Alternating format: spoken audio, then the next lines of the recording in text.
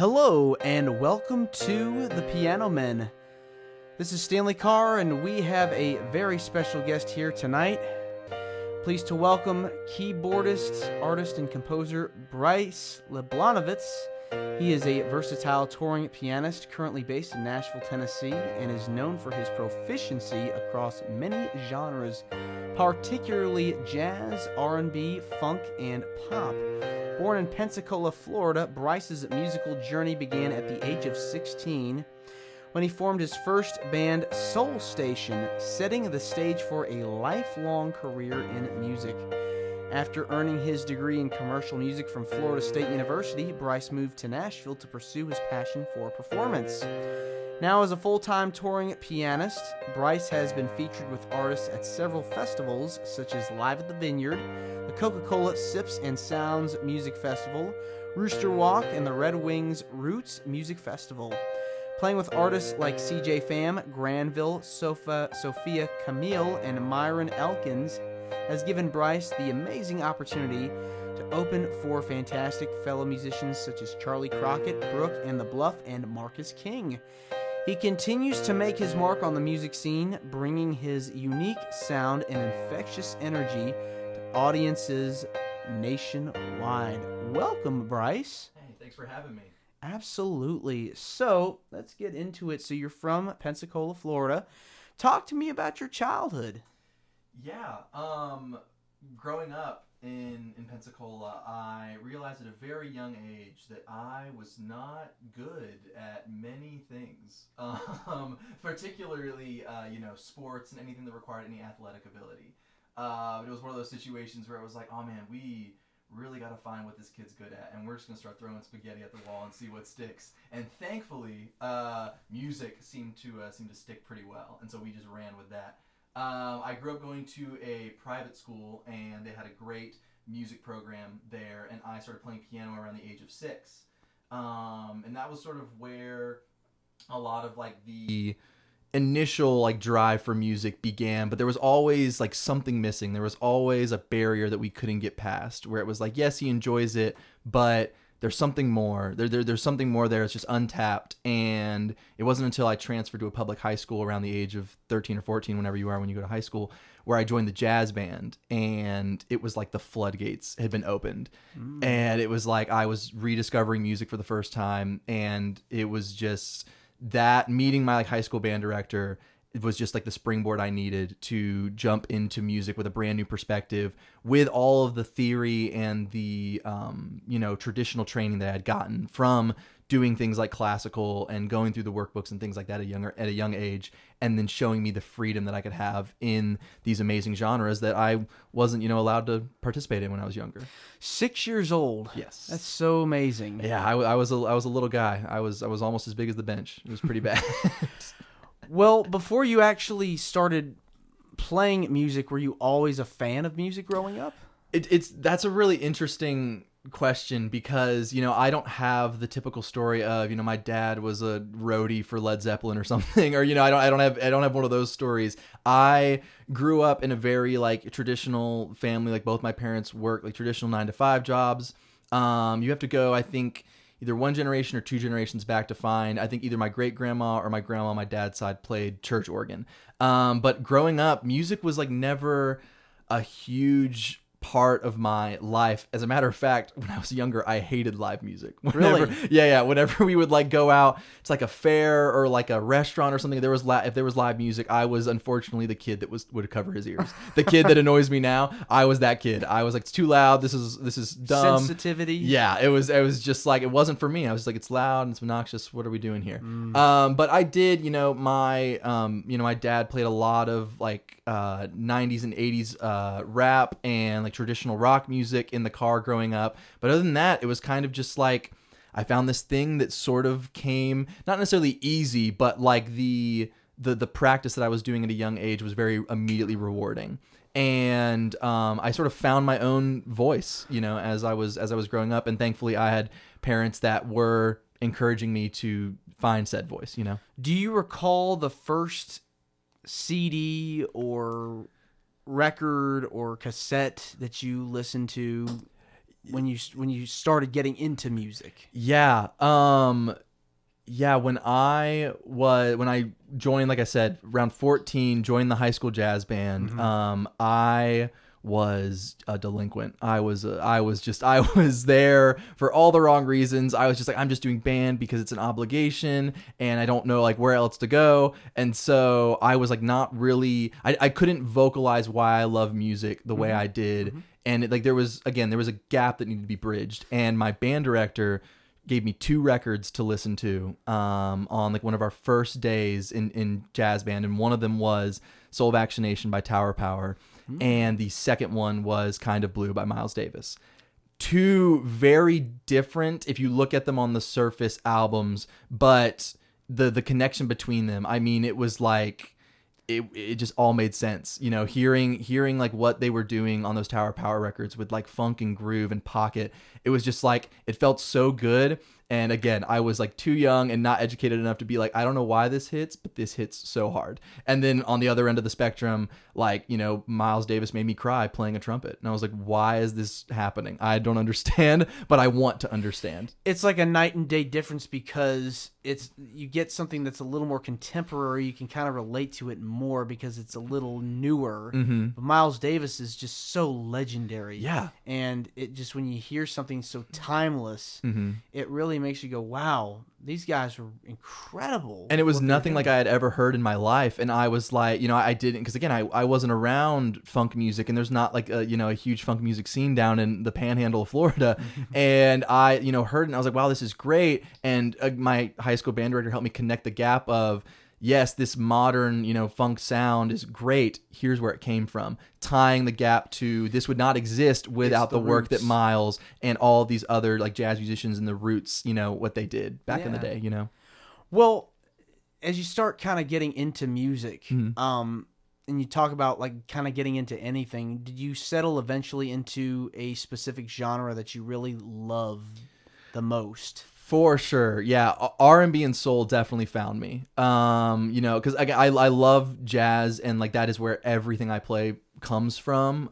What is that African-American music. Like anything I play can always be tied to an artist in that field. But when I was 16, like you said, I started a band called Soul Station, and we're not your traditional band in any way, shape, or form. We were not playing, you know, indie rock music or pop stuff. We were a 5-piece band. It was bass, keys, drums, and 2 horn players. No vocalist. And we kind of just played whatever we wanted. We really gravitated towards like B-list, C-list R&B soul tunes. Okay. And why I emphasize like how kind of like underground we were going was it helped me as a musician. It was kind of like a trial by fire, where it's like these weren't songs I could just Google the chord charts to and then learn them like that. There was so many nights just like up until the wee hours of the morning listening to records with just covering my ears, like trying to like lock in what they were doing. And again, with my limited knowledge at the time, it was like listening to a different language. And yet I persevered through it because the drive and the love was just there. And so, you know, R&B and soul, we're talking Stevie Wonder, we're talking Parliament Funkadelic, we're talking Marvin Gaye, all of these, you know, names that you know, and even, you know, the deeper cuts. That was where I sort of found the balance between the harmonic texture of jazz and yet the commerciality of like pop music that people, you know and recognize. And I think it's kind of interesting too. It's like a happy medium that you're trying to find, because as we talk about the Miles Davis and the Tower of Power sound, how it's kind of connected, and you don't really think about those kind of things. No, you don't. And to all the people out there who are like, oh, I can't stand jazz. Anytime I had that conversation with someone, I mentioned 2 things. I go, 1, you probably like Christmas music, and I guarantee you, if I put Michael Bublé on right now, you're gonna get down. And then number 2, like you enjoy the music that was born from jazz. You know, you would not have like hot take or not, like you would not have any of the pop music you have today without some of these jazz musicians in the 40s and the 50s and the 60s that shaped the American music sound going forward. You know? Yeah, I mean, you could say the same thing about the vocal groups and how they got their start. You know, you got Temptations and the Four Tops and all that stuff. I mean, it's crazy to think about, but like you wouldn't have groups like, NSYNC or Backstreet Boys without, some of those artists from back in the day. Yeah. That really kind of paved the way for like the people following them. Again, Jackson 5 too. Michael Jackson is one of my favorite artists of all time for that reason, because Michael Jackson had a sound, had a sonic direction that could break the mold of pop music, and yet he surrounded himself with people like Quincy Jones and with all these artists that had such a rich jazz vocabulary and a rich harmonic background that it's like, dude, again, you don't like jazz, and yet the harmony and the chords of these Michael Jackson tunes, like, dude, they're basically jazz standards. I've been to jazz jams where Michael Jackson tunes have been played and nobody bats an eye. A perfect example of that is the song Human Nature. Like you can listen to that song and I feel like there's roots of R&B and jazz interspersed throughout that piece. It's so good. It's such a perfect song. Yeah. Exactly. And again, that's another example where it's like, he was at the time one of the most popular, well, it's still today one of the most popular artists in the world, and would not exist, would not have the sound he had without those roots. And again, I can acknowledge that, and I love like sharing that with people, yet at the same time I do like reaching a broader audience, so leaning more towards that soul and that R&B sound kind of gets you. And especially like today, like artists like SZA and artists like Sabrina Carpenter are so R&B inspired, it's very easy to break that mold and connect with people even if they have this misconception about a genre of music. Exactly. And it's kind of cool how we kind of connect that down, because people don't really think about those kinds of things. No, they don't. And again, that's why when I was in high school, I was honestly, and looking back at it, I'm even more dumbfounded by the success my band had, because we were playing, yes, we would do a little, bit of pop every once in a while, but like we were playing tunes, no vocals, no words, and yet like we were getting booked for gigs, and people our age were singing along to certain songs we were playing by like, we were playing like Pretty Brown Eyes and like other like just like R&B songs that people my age had really no reason to know, and yet I guess I can't really explain. It was kind of like a lightning in the bottle moment where like we were competing at the time with indie rock groups and with pop groups and all this stuff. Never had a vocalist. And I'm really thankful that we pushed ourselves and had the backing, had the people supporting us to give the audience a little something maybe they're not used to, and they ran with it, and that's really encouraging. And I think that's cool because you find something that makes you guys stand out and it makes your sound unique. Very few people and groups can really do that and find that, and it seems like that first band, that experience, really set the tone for that kind of stuff. I could not be more thankful for the musicians in that band. And again, I will say this a million times over this interview, I cannot thank my high school band director enough. Like, he really truly is like the sole person that's responsible for my success today as a musician, because he saw, his talent is like seeing untapped potential, and he saw where we could go if we had the right backing, and he was honest with us about like, hey, don't book this gig until you're ready. This is how you write a contract so you don't get screwed over by the people that are hiring you, and just making sure we were tight before we put our face out there, because you cannot redo a first impression. Yeah. And I will say again, playing with that group, I was very lucky, very thankful for those guys.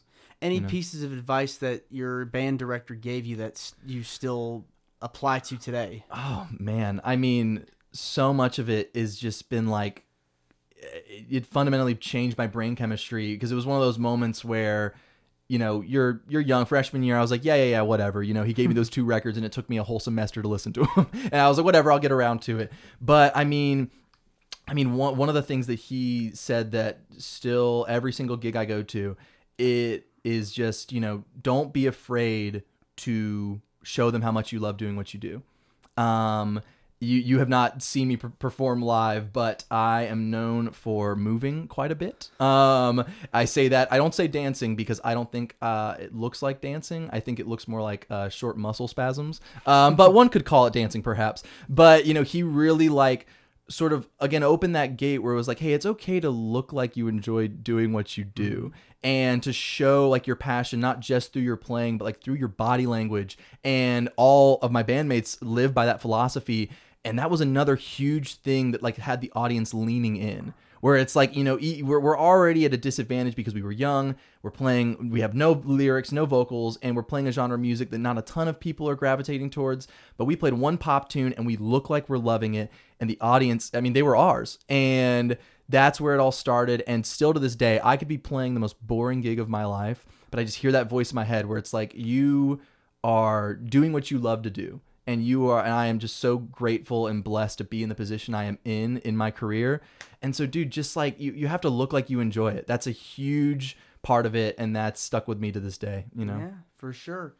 Well, we're going to start off things tonight by playing our first selection. This is a song called Chicago by an artist named Sofia Camille. You played on this song. Yes, Tell me about how this all came about.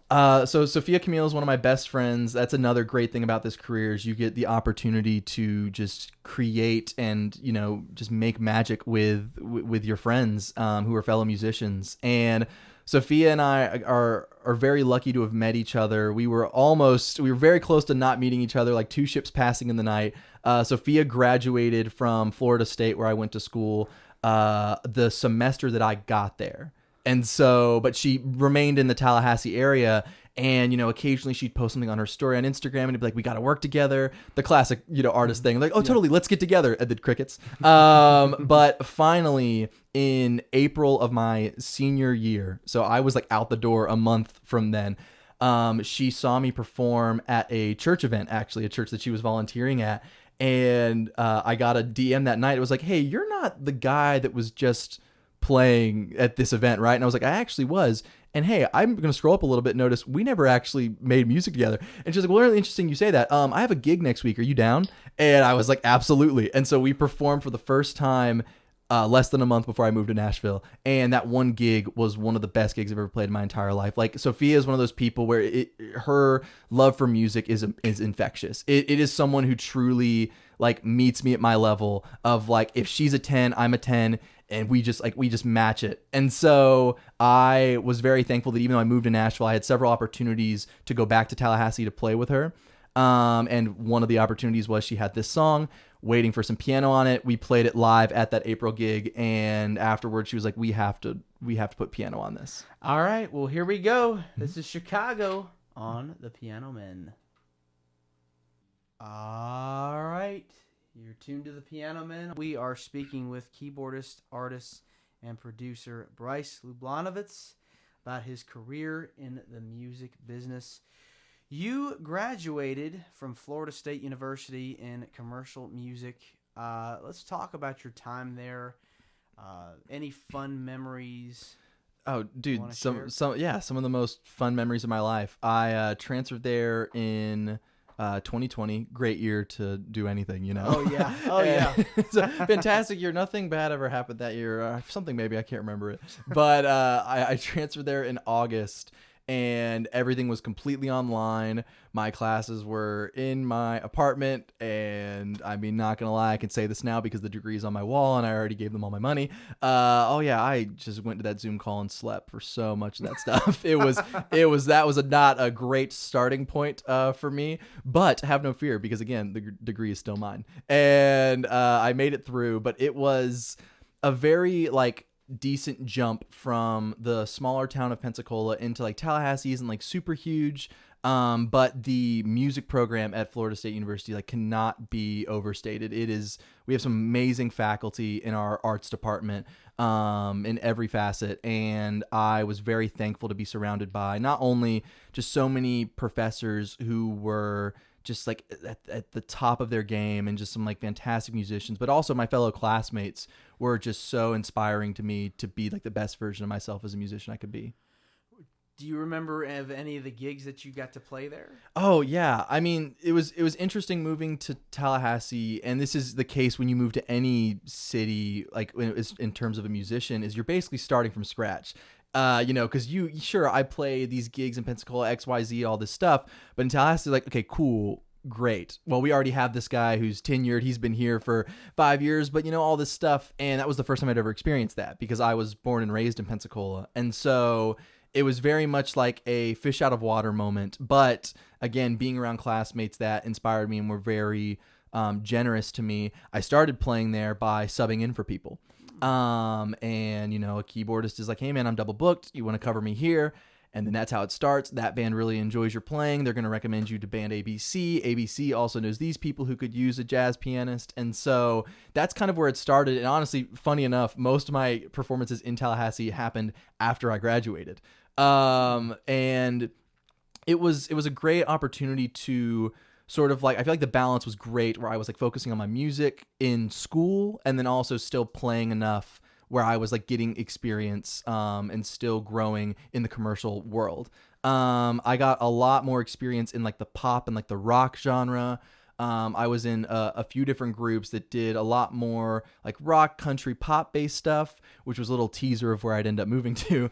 And I'd never done that before. And as someone who is very passionate and is in was growing up playing a genre of music that gives you the opportunity to overplay, it was very humbling to and it was very good to be in those groups at that age where it was okay, this song has no piano in it, so I need to practice not doing anything, which sounds counterintuitive. It sounds easy. Oh, just don't do anything.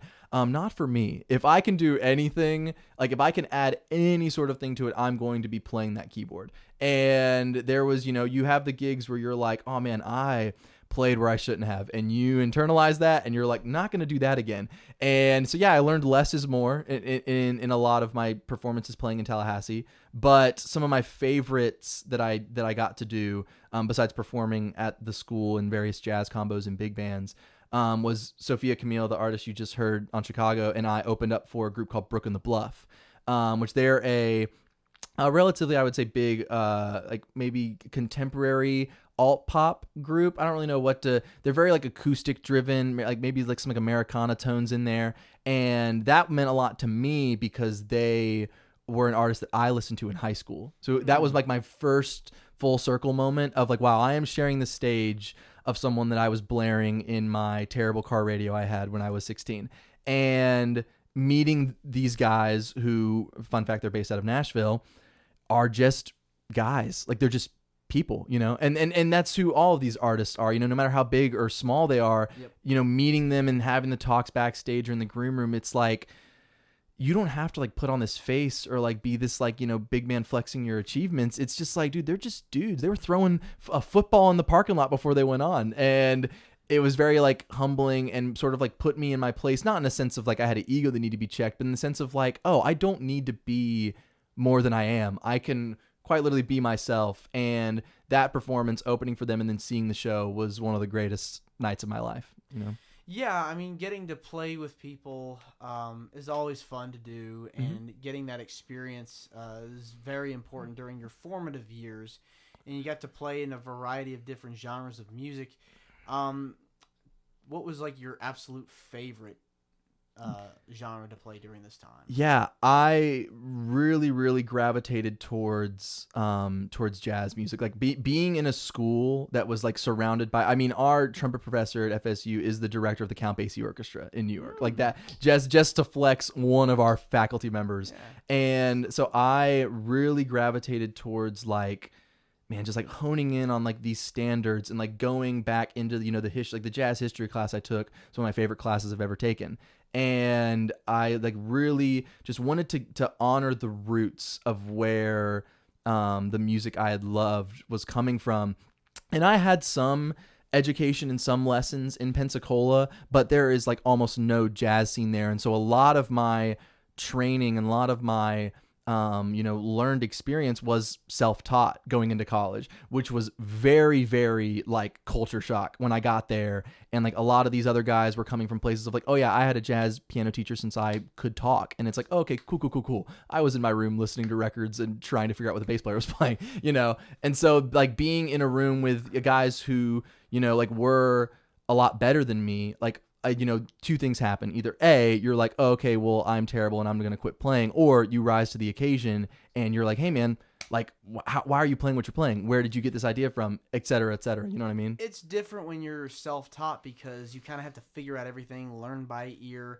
Was that something that you could pick up right away, or is that something that you eventually had to develop later on? Being in Soul Station in high school, that's where that trick began. That's where that I was listening to these records that, again, like I said, didn't have chord changes, and I was dude, this keyboard player's playing notes I don't think exist on the keyboard. And like I didn't have like a knowledge of extensions or like what a 13 chord was. There's only 8 notes in a scale. Where is this 13 coming from? And all of this stuff. And when I got to like my freshman year of college, I did 2 years at a community college before I transferred to FSU, I should say that. That was where doing the ear training classes and the music theory classes was finally where the square peg met the square hole instead of the square peg in the round hole. And I was like, okay, now this makes sense. And I finally got to the point where I could explain what I had been hearing for years. And so by the time I got to FSU, my ear was great. Like still to this day, this may sound unprofessional. There are so many gigs where I show up and I'm like, oh, what song is this? All I need is the key and I can vibe. And again, less is more. Knowing where I fit in it, my ear has gotten me through a lot of difficult gigs. And it starts becoming more like a muscle memory. Yep. Because you have to condition and discipline your brain to hear these sounds. Yeah. And once you do, it starts becoming like, it starts making more sense. Yeah, well, it's like any other muscle you work out. The more you do it, sure, it sucks in the beginning, and you were doing this thing for hours. Like, why am I not seeing progress? But now it's to the point where it's like, I'll be listening to a song. This is not good, but sometimes, only occasionally, I'll be listening to a song on the way to the gig, and I'm like, okay, that's a 1, that's a 6, okay, that's a 4, okay, we're doing this, okay, great. And that also was encouraged at FSU because a lot of our assignments in our big master classes with all the piano players was transcriptions, listening to jazz records and charting out what the piano player was playing,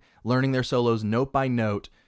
Brother, if that doesn't get your ear right, I don't know what will. Like the amount, I spent so many hours in those practice rooms, YouTube on 0.5 speed, playing it. And I'm like, all right, I think it's been one of these 2 notes. They're halves of a part. It's one of these 2 things, and just begging that I got it right. And then again, being in a room with musicians who like were better than me, and I was like, okay, interesting. So they chose to finger this like that, or they heard this where I heard this. Interesting. Whenever you're playing whenever you're hearing a song for the first time, and if you're nearby a keyboard or something, best thing to do is just like to find a note on the scale on the keyboard and just like hit it and make sure it's the right one. If that matches, you kind of have to play it back a few times. Yep. Yeah. My go-to is speaking in numbers is my 175. If I can find either of those 3 notes in the given song, I'm like, okay, cool, we're golden, and I can rock with that. Yes. And again, I have a good enough ear where it's like if there is a key change or a chord that's outside of the traditional diatonic scale,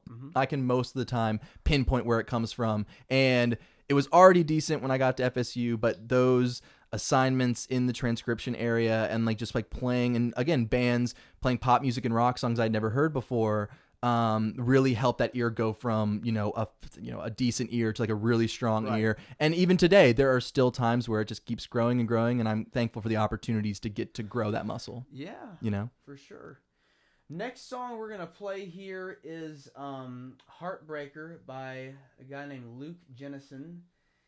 Talk to me about how you got involved with this selection. I'm really glad you brought this up because Luke was one of the first people I met after moving to Nashville. Actually, when I graduated in May of 23, I did the very bold move of moving here, I think a week after I graduated, and I knew 3 people in the industry. Not scary at all, and I was totally cool with it. But those 3 people, which I'll talk more about them later, were the springboard I needed to introduce me to 2 more people, and those 2 people introduced me to 5 people. And so I met Luke through a very good friend of mine named Cleveland, who was forming a wedding band. And Luke was, I believe at the time, he was being manager, but he also like alluded to me after our first rehearsal. He was like, hey man, I love your keys playing. I have a little project of my own if you want to get in on that. And this was in June of 23. So again, it was less than a month after, and I was like, yeah, man, let's do it. And this project was a long time coming for him, and I am thankful to say that I am not only starring in the music video, but I am on the album cover, and I played on it, and I also helped him co-write the chords and the arrangement for it and everything. Oh man, this is so cool. Yeah. It's really good. I got to hear this song earlier. It sounds ridiculously Thanks, dude. good. I'm very proud of it. For sure. All right, here is Heartbreaker right here on the Piano Men. All right, we're back here on the Piano Men talking with artist, producer, composer Bryce Lublanovits. you moved to Nashville a couple of years ago after graduating. What made you decide to come to Music City? Honestly, one person, a friend of mine named Chase Mitchell. He was an artist that I met in Pensacola. His family was based down in the Gulf Shores area. And if we're talking about, we said earlier, my high school band director is one of the biggest influences of why I'm a musician. Second place would go to Chase Mitchell without competition. He saw me perform at a like an open mic type thing on Pensacola Beach, which was where I made a majority of my money when I lived there. And it was the classic. We talked about this earlier. Hey man, dude, you're such a good player. Here's my number. Here's what I'm looking to do. Would love to work together. And you're like, totally, man. Let's do it. And I hit him with I'm in school right now, though, because this was in 2021. And I was like, I'm in school right now, so I won't be here till the summer, figuring that he'd be like, oh, don't want anything to do with you because you're not here immediately. A week or two later, he was like, hey, man, I booked all of June. Are you good for these dates? And I was like, oh, okay. So this guy's like, he's serious. Okay, cool. He's somebody who will take care of you. And that is still, to this day, so true. He sacrificed a lot from like the year of 2021 to 23 to like make sure that everybody in our band ate. Like he made sure that, if you were driving to a gig, gas was covered. And he was a great first example of like a show of what the touring life looks like. The weekend, road warrior stuff looks like, and also what it looks like to be treated well. And so he was based in Nashville, so he would play in Pensacola over the summer. And while I was in school, he was just always in my ear. Hey man, Nashville's waiting for you. When you get here, I'll have X, Y, and Z for you. And he was explaining to me the industry basically while I was in school. And I think I made the decision in my brain, like officially, it wasn't until like maybe March, but like turn of the year of 23, I was like, Nashville's for me.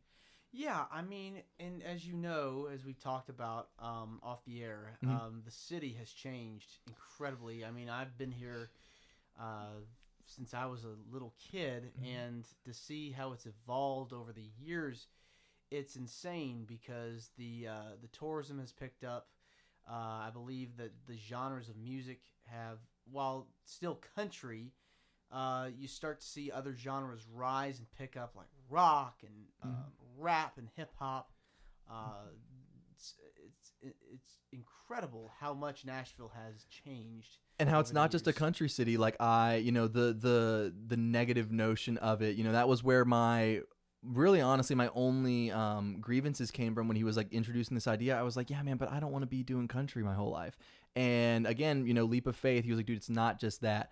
And again, I mean, that example we just played, meeting Luke after I moved here, I was like, oh, okay, cool. So it's not just country musicians here. And again, through the network I've made, I've been very thankful to find people that are in genres that I'm like proud to play in and that bring me gratification.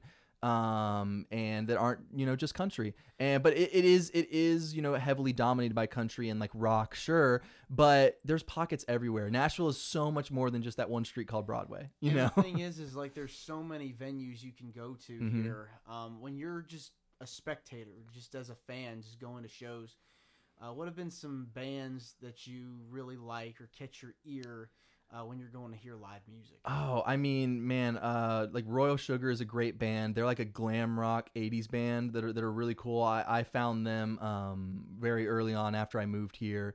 I mean, honestly, this may sound bad, but I don't go to live music much unless I'm playing. Yeah, because it's sort of those things where it's like, you don't, when you're at home or, work is work and you don't bring work home with you. Okay. If I have friends, I go support them. But it is like, I will go to East for a show like at like the Underdog or like the Basement and like stuff like that. But, going to, honestly, I'm not gonna lie to you, parking is always gonna annoy me.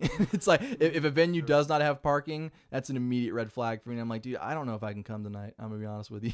Well, the cool thing also is that everywhere you go, there's music. You go to Broadway, you go to east side of town, even the west side of town, you'll see venues and gigs, and people will be playing. So I think Nashville is such a magical place. It's a magical town.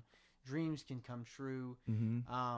And you're able to go to these gigs. You're able to play in front of people, whether it's 100 people or 10,000 people, and it's like you keep getting asked back. Yeah, and you just never know keeps who's in the growing. audience. Yeah. You never know, And I remember like you talking about like going to like see people, like going to writers rounds. The fact that like I say that phrase, writers round, like to people who aren't from Nashville, and they're like, "What is that?" And I'm like, I forgot that that's not just a universal thing that people do, And that was again, much like, I'm sure this is not a unique story. Like that's where I started playing at first when I moved here, was just playing for people who wanted keyboard instead of guitar.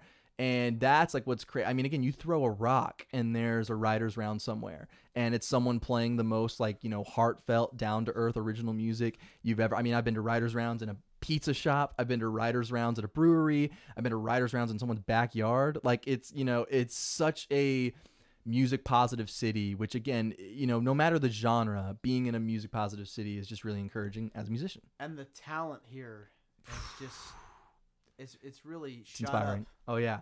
I mean, because again, how much the tourism, it kind of demands it, where it's like, the people expect more as Nashville becomes one of the bigger, music capitals of the nation. I mean, I would say it's here, LA and New York, that are, in the conversation when it's talking about music cities in, the country. Yeah, exactly. We were talking about New York earlier. Mhm. I mean, Broadway itself, I mean, musical theater, people coming from that area, and in LA, it's very pop-oriented music-wise and Yeah. commercialized. But Mhm. here, it's like this close-knit community, family Mhm. atmosphere, and I feel like it's kind of like, they're rooting for each other, they're cheering for each other on, and I think that's what's so good about this area. It's the biggest small town, is how I've heard it described. And it's like, I mean, nothing makes me happier than when you perform at a gig. I mean, this literally happened last week. I got the opportunity to perform at Whiskey Jam for the first time last Thursday with CJ Fam.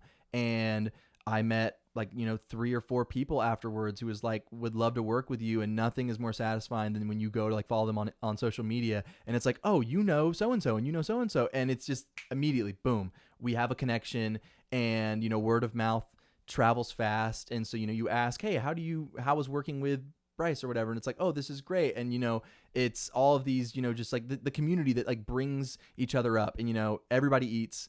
And nothing brings me more joy than helping my friends like book gigs, which I don't get to do often because I'm not an artist who's like going out and like putting my name out there. But for the Whiskey Jam example, we were forming the band, and I was like, my buddy Sam Smith, I'm gonna call him for bass. Immediately I knew who I was gonna call.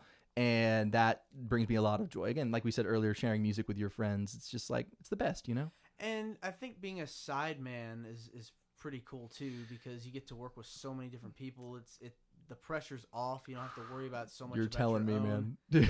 Dude, I'm so thankful. I mean, I am very close. I would say I'm very good friends with almost every like person I perform with, because if, in the self-employment industry, when you get to choose who you work with, why would I choose to work with people I don't like?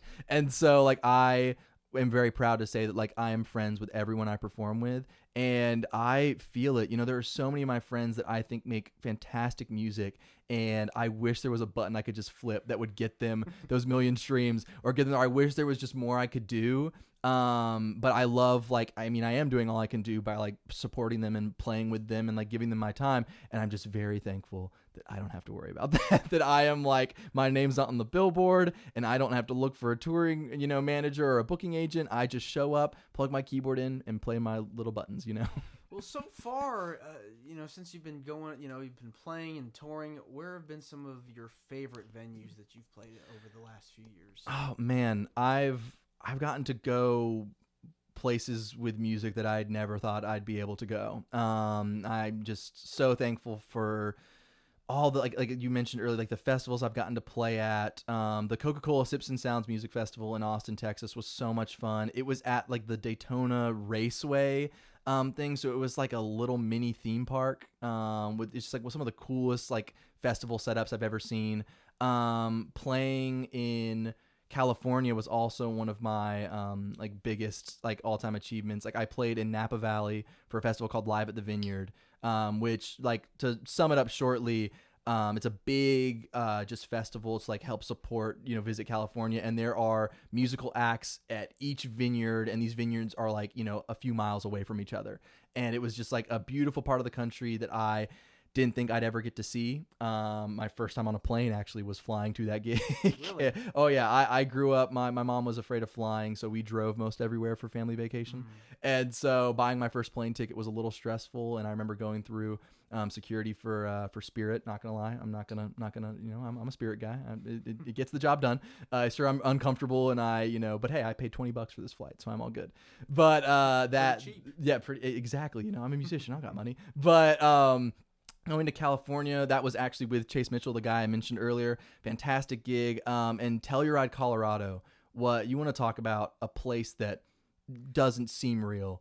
I mean, you step into it and it seems like a movie set in the middle of like the Alps in Europe. Dude, it's insane. I'm just like, I may want to quit music and just chop down trees. I don't know what people do out here. I'm assuming they chop down trees. You're getting very lumberjack vibes from this place, It's just like all of these, just like distinct communities. And again, meeting musicians at these gigs and the network you start to build, I mean, I have followers on social media that live all the way out in California and live in Texas and all these places. And, whenever I go back there, hopefully they'll show up to the show. And it's just crazy how the digital age has helped. There's some cons, sure, but have just made the music dream chase so much easier, Well, the thing about online is that everybody's connected, figuratively and literally. It's like you have more visibility, more people know who you are. It's all about word of mouth and all about getting your name out there.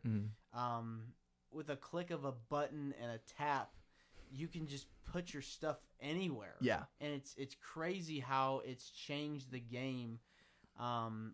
Because before you had to just worry about record sales and going to the music stores. Well, and you had to know a guy. Like if you wanted to go record a record, you had to know a guy who knew a guy who was like, oh, I think, this guy could get you in maybe, There's so much music of, you go to any era that went, undiscovered, and there are some fantastic musicians, but nowadays it's like that same thing happens where I find someone through my Discover Weekly on Spotify or something, and I'm like, how is this song not popping off right now? Because this is one of the best songs I've ever heard, and it's encouraging, Well, who have been some of your favorite artists that you listen to today?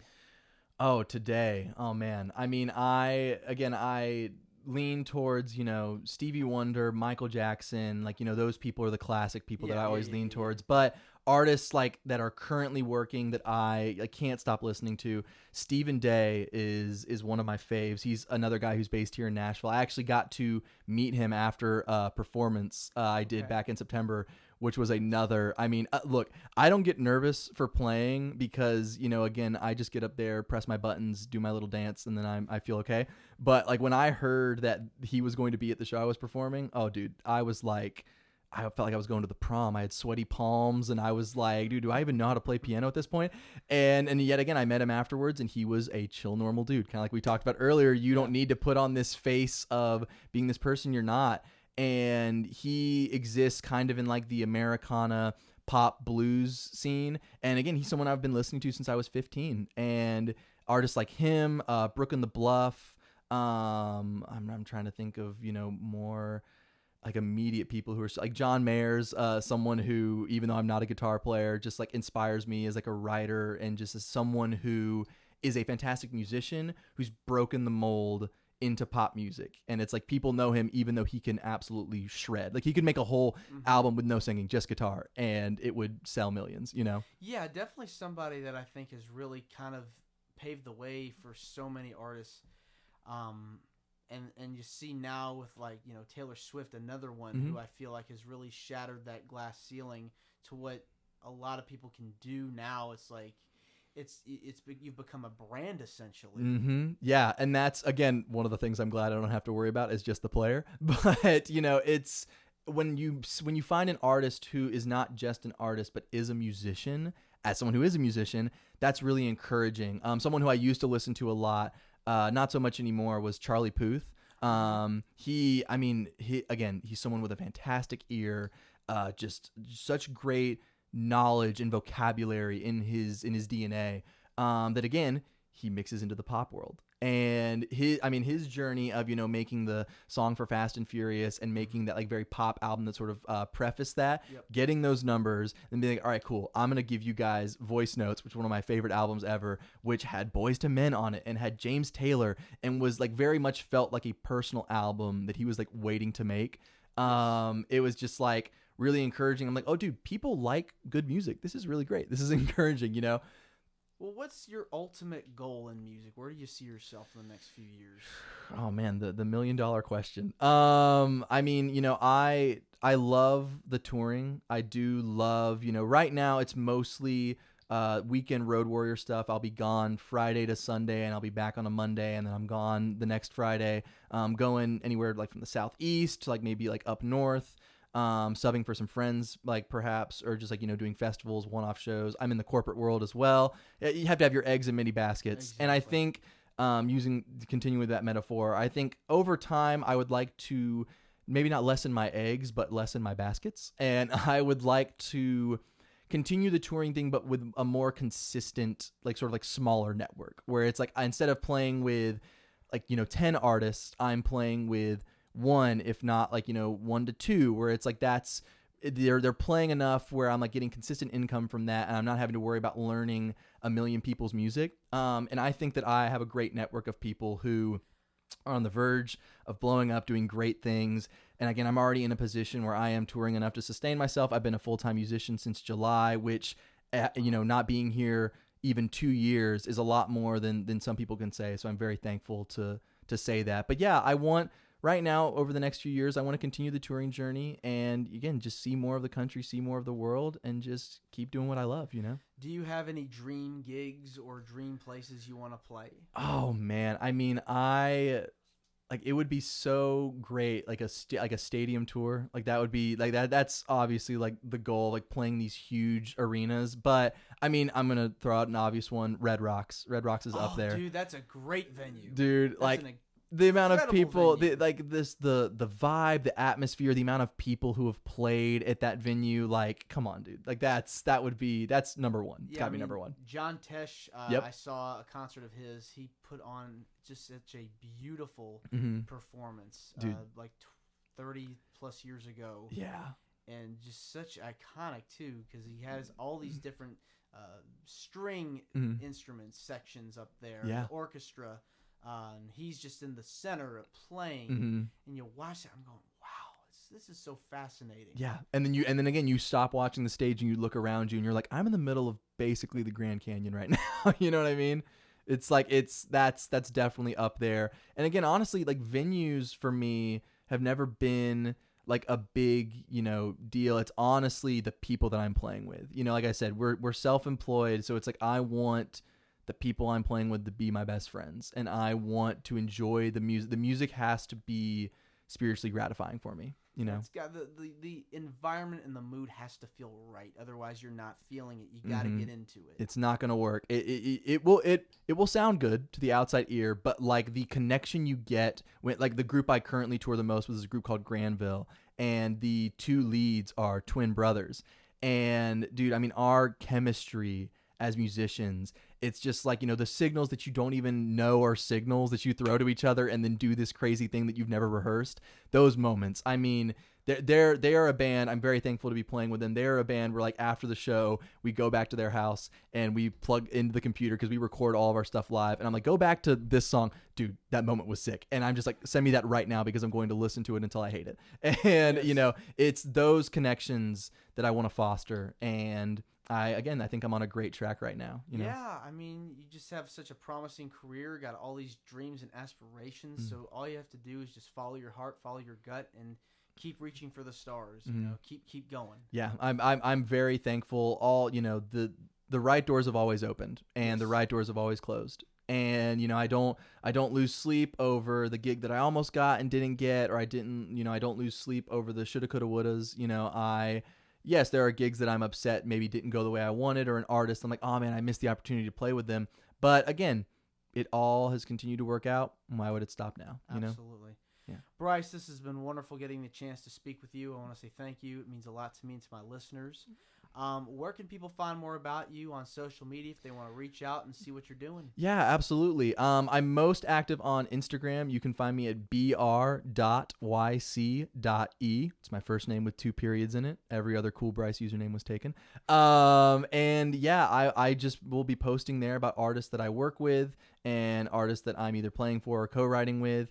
And I also, post about gigs whenever I'm in whatever town I'm in. And so, reach out to me and I will always respond. And I love meeting other musicians that I can inspire. And thank you for having me here. Like, as someone who's not an artist, there's not many opportunities for me as just a backing track guy to share my story. And so I really appreciate you giving me the opportunity. Yeah, absolutely. And you're more than welcome to come back. Oh, hey, I will be back. What, same time tomorrow? I'm just kidding. We'll do a part 2. All right, cool. Yeah. Part 2, listeners, just so you know. All right. Well, that's going to do it for this week here on The Piano Men. You can like us on our Facebook page at facebook.com/The Piano Men Radio Show. I'll see you next time.